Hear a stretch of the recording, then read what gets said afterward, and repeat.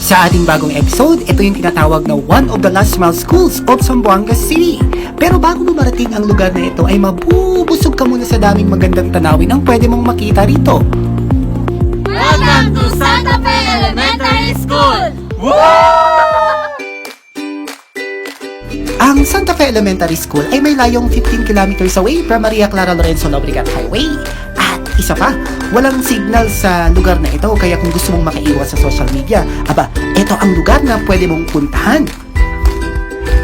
Habal ang paunahing transportasyon nila dito at madadaanan mo yung tinatawag nating bataan. Alam mo ba ang bataan ay sagana at malawak sa palayan? Pero paborito din itong daanan ng baha, kaya ingat-ingat lang sa mga taong nahinirahan dito.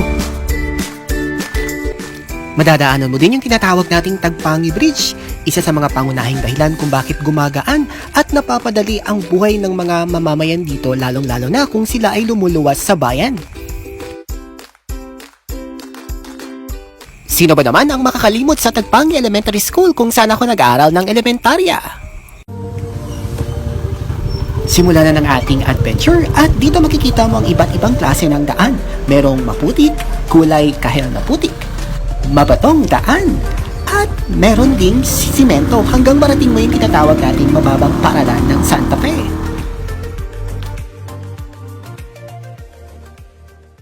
Etong stage na to is very memorable kasi alam nyo ba, nagtuturo kami from kindergarten to grade 6. Etong place lang talaga, etong laki ng place na to. So wala pa kaming mga makeshift. So I know it's a little bit difficult and challenging pero we had a great experience here and dito din ako nag-grow as a professional. And this time, kilalanin natin yung mga bagong teachers at sino sila at ano yung mga naging experience nila.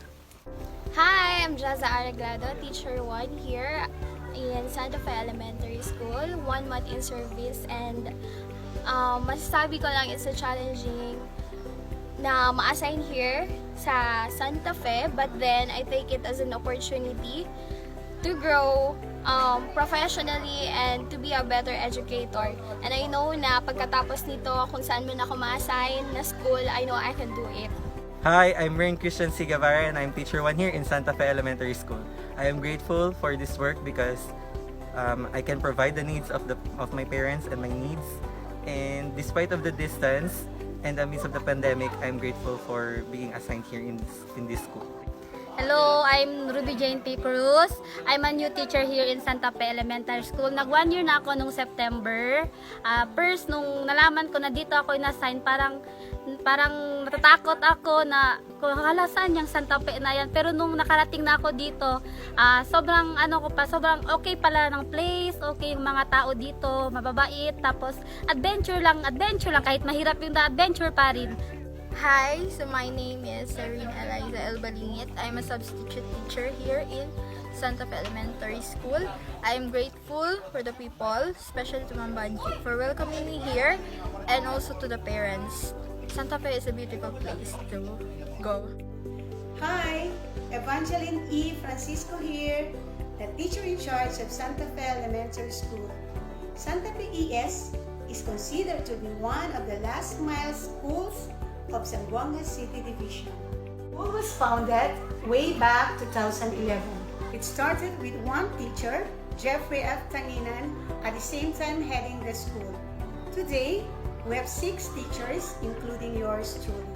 I'm glad that these teachers are so much passionate and dedicated that despite the challenges we're facing, one of these is the COVID-19 pandemic. Lastly, the daily struggle, the rocky, slippery, muddy road in going to school. We still manage to continue the education that the children of Santa Fe community deserves. Pagkatapos ko silang kilalanin, it's eating time dahil daw ito sa aking pagbisita at para din sa mga bagong guro. Hanggang sa muli, Santa Fe Elementary School, one of the last mile schools of Zamboanga City Division.